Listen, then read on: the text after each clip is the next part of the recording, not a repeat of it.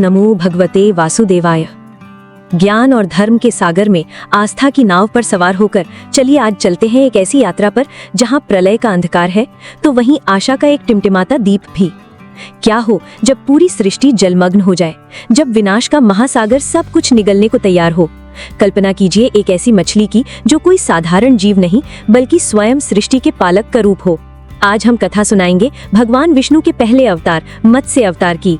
ये कहानी है एक राजा की करुणा की, एक मछली के अद्भुत रहस्य की और उस महाप्रलय की जिसने सृष्टि को समाप्त करने की ठानी थी।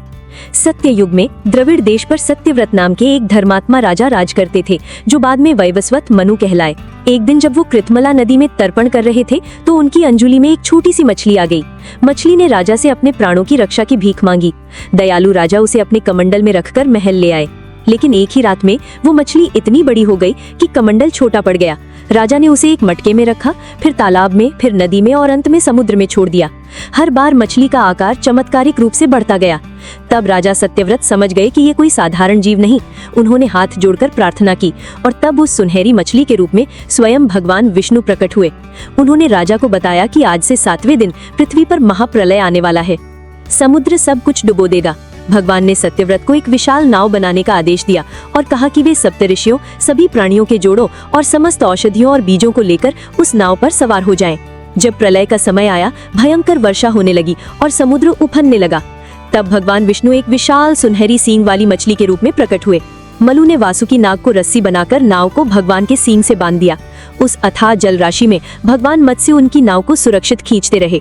इसी दौरान ब्रह्मा जी की नींद का फायदा उठाकर हयग्रीव नामक एक दैत्य वेदों को चुराकर पाताल में ले गया था। तब भगवान मत्स्य ने उस दैत्य का वध किया, वेदों को पुनः प्राप्त किया और ब्रह्मा जी को सौंप दिया।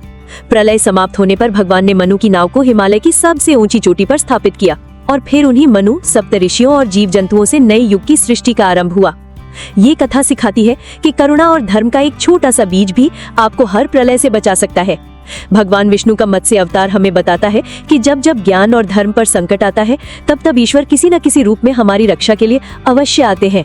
तो कैसी लगी आपको ये अद्भुत कथा? कमेंट्स में जय श्री हरि जरूर लिखिएगा और ऐसी ही दिव्य कहानियों के लिए चैनल को सब्सक्राइब करना मत भूलिएगा।